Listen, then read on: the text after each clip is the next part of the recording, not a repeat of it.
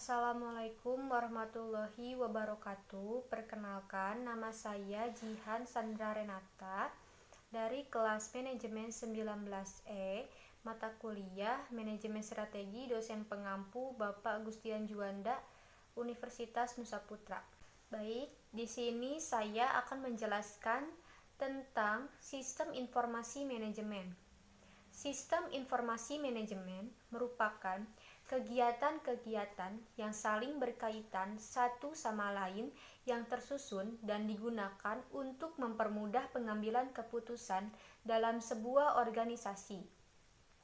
Sistem informasi manajemen sangat berperan penting dalam sebuah manajemen karena sistem informasi manajemen akan menyempurnakan informasi-informasi yang dibutuhkan oleh manajer dalam pengambilan keputusan untuk menunjang keberlangsungan bisnisnya.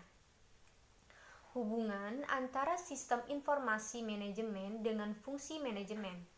Sebelum seorang manajer melakukan atau mengambil keputusan untuk suatu organisasinya, tentu manajer membutuhkan informasi-informasi yang berkaitan dengan kegiatan manajemennya untuk merencanakan strategi yang akan dicapai. Kemudian, memberikan informasi kepada rekan kerjanya dan membagi tugas kepada pekerja yang ahli dalam bidang-bidangnya untuk menjalankan rencana tersebut. Dalam pelaksanaannya, seorang manajer harus memberi pengarahan kepada pekerja agar suasana kerja dinamis, kerjanya lebih efektif dan efisien, namun tetap dalam kontrol manajer untuk mencapai tujuan yang diinginkan. Keuntungan dan kerugian dari penggunaan sistem informasi manajemen bagi sebuah perusahaan.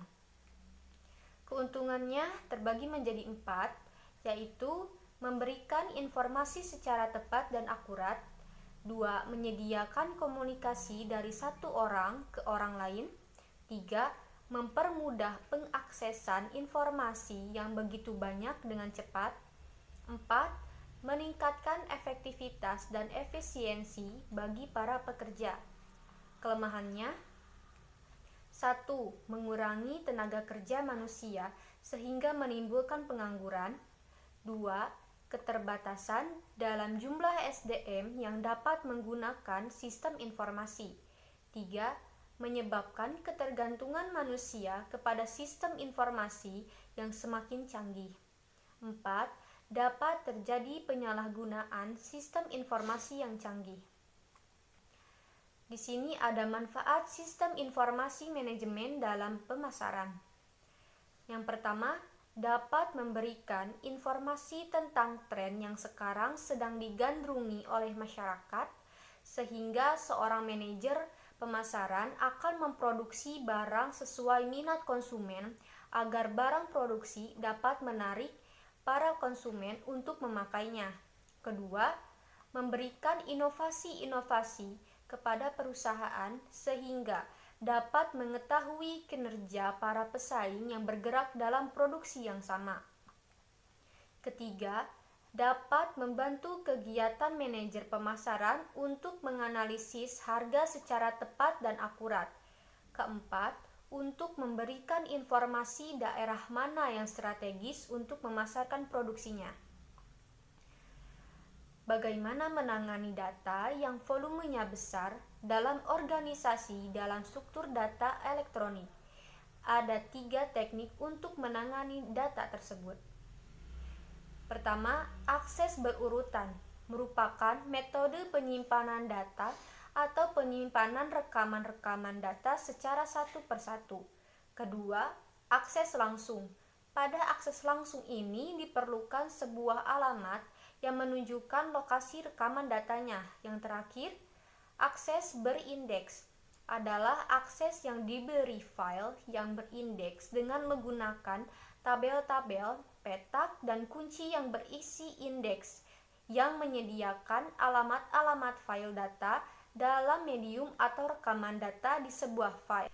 Konsep dasar sistem informasi manajemen menyatakan sistem adalah pengorganisasian yang saling berinteraksi saling tergantung dan terintegrasi dalam kesatuan variabel atau komponen. Di sini konsep dasar sistem informasi terbagi menjadi 3, yaitu ada pendekatan sistem. Pada prinsipnya, pendekatan sistem informasi itu terbagi menjadi 2 kelompok. Yang pertama, prosedur, mendefinisikan bahwa sistem adalah sebagai sebuah jaringan kerja dari prosedur-prosedur yang saling berhubungan, berkelompok, dan bekerja sama untuk melakukan kegiatan pencapaian sebuah sasaran tertentu. Kedua, komponen, mendefinisikan sistem sebagai kumpulan dari elemen-elemen yang berinteraksi untuk mencapai sebuah tujuan tertentu. Selanjutnya ada prinsip sistem, terbagi menjadi 2, yaitu sistem terbuka adalah sistem yang dihubungkan dengan lingkungan melalui arus sumber daya. Secara sederhana, sistem terbuka dapat diilustrasikan bahwa ada sebuah masukan, adanya sebuah proses, dan adanya sebuah keluaran. Yang kedua, sistem tertutup adalah sistem yang tidak berinteraksi secara langsung dengan lingkungan melalui arus sumber daya yang tentunya adalah satu proses yang disebut dengan mekanisme pengendalian atau evaluatif. Selanjutnya, elemen-elemen berbasis komputer berkaitan dengan sistem informasi manajemen di mana implementasinya memanfaatkan teknologi komputer. Kali ini sistemnya yang dimaksud adalah sistem berbasis komputer dengan meminjam definisi dari Webster Dictionary sebagaimana yang dikutip oleh Roger. Sistem berbasis komputer adalah serangkaian atau tatanan elemen yang diatur untuk mencapai tujuan yang ditentukan sebelum melalui proses informasi. Tujuan yang dimaksud adalah bagaimana untuk mendukung sistem berbasis dari sistem itu sendiri. Elemen-elemen dari komputer yang digunakan untuk mencapai tersebut terdiri dari software, contohnya program-program aplikasi komputer, struktur data, dan dokumen yang berhubungan yang berfungsi untuk memengaruhi metodologis prosedur dan kontrol yang dibutuhkan. Kedua, hardware, perangkat elektronik yang memberikan kemampuan hitungan dan perangkat elektromekanik. Ketiga, brainware, pemakai dan operator perangkat keras maupun perangkat lunak. 4. Sistem data, yakni kumpulan data yang besar dan terorganisasi yang dapat diakses melalui perangkat-perangkat lunak. 5. Dokumentasi, terdiri dari manual, formulir, dan menggunakan atau mengoperasian. Keenam, prosedur, langkah-langkah yang menentukan penggunaan khusus dari masing-masing elemen sistem atau konteks di mana sistem itu berada. Jadi, elemen-elemen tersebut bergabung dengan cara tertentu untuk selanjutnya mentransformasikan informasi. Baik, sistem informasi manajemen ini pada UMKM secara manual bisa dijelaskan bahwa kita seorang pembisnis membutuhkan kehadiran fisik atau seseorang yang sering juga disebut dengan sales yang berasal dari produsen atau media fisik untuk publikasi. Sales ini melakukan penawaran atau mempresentasikan produk secara langsung yang akan dijual kepada calon konsumen. Sales ini melakukan perjalanan dari satu tempat ke tempat lain yang perlu dilakukan untuk menawarkan suatu produk. Sistem informasi manajemen manual ini bisa kita tingkatkan menjadi tingkat modern dengan memasarkan suatu produk yang kita punya dengan strategi digital marketing. Strategi digital marketing ini sangat efektif bagi pemasaran suatu produk perusahaan antara lain. Yang pertama adalah cloud marketing. Cloud marketing adalah upaya pemasaran secara digital yang dipersonalisasi dan terintegrasi untuk meningkatkan pengalaman pembeli. Cloud marketing juga adalah membawa semua sumber daya dan aset perusahaan ke dunia online. Strategi pemasaran digital ini merupakan bentuk dasar dari berjualan secara online. Berjualan online yang bertujuan untuk menjangkau konsumen dimanapun mereka berada, baik ketika mereka beraktivitas di media sosial, memeriksa email, atau mengunjungi website. Selanjutnya, online marketing merupakan strategi pemasaran yang memanfaatkan internet, kegiatan pemasaran untuk mendapatkan perhatian konsumen dilakukan dengan memanfaatkan media sosial, website, email, bahkan augmented reality. Hal ini bisa dilakukan dengan iklan berbayar, konten berkualitas, atau sekadar postingan sederhana melalui media online. Satu postingan yang diunggah di internet bisa diakses oleh ratusan juta orang di seluruh dunia. Jika menggunakan online marketing, dari manapun bisnis dijalankan akan tetap mampu mendapatkan perhatian secara global. Selanjutnya, close range marketing. Strategi pemasaran digital ini memanfaatkan perangkat yang mampu menjalankan Bluetooth dan Wi-Fi seperti smartphone. Dalam close range marketing, perusahaan memanfaatkan Bluetooth dan Wi-Fi untuk mengirim promosi, produk, serta layanan langsung kepada konsumen ketika mereka berbelanja.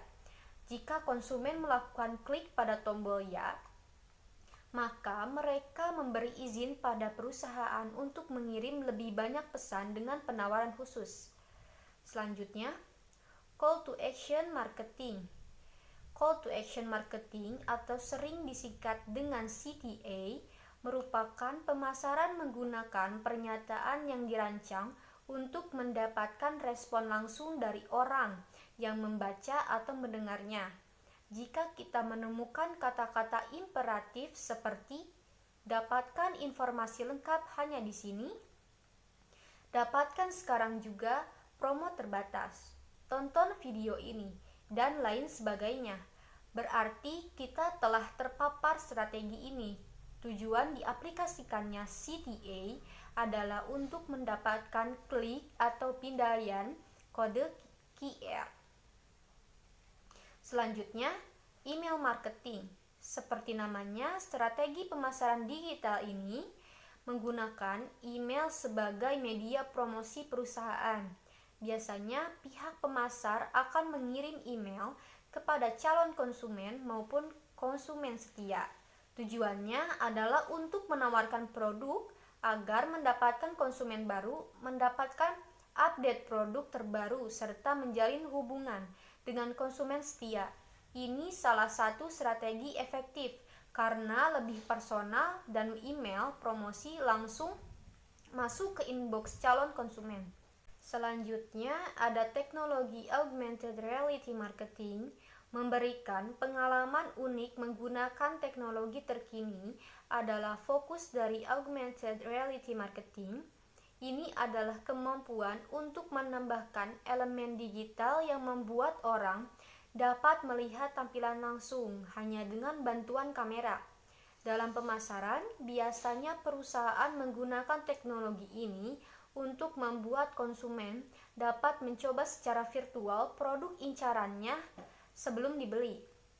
Contohnya adalah store kosmetik Sephora yang menggunakan aplikasi virtual artis dengan Modiface untuk memastikan konsumen dapat melihat bagaimana produk make up akan terlihat di wajah mereka.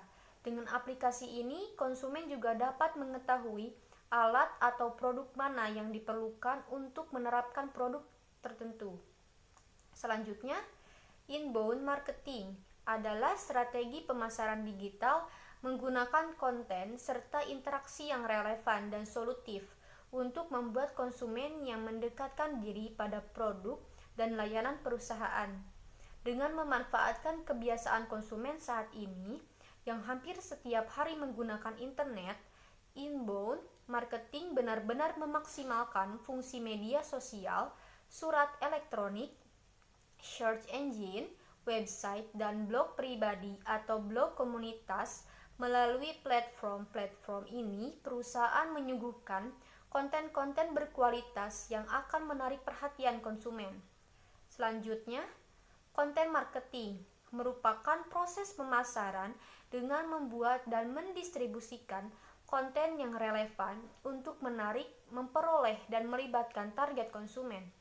Konten-konten berupa foto, video, story, artikel, audio, dan lain yang menarik, relevan, dan bernilai merupakan kunci keberhasilan metode ini.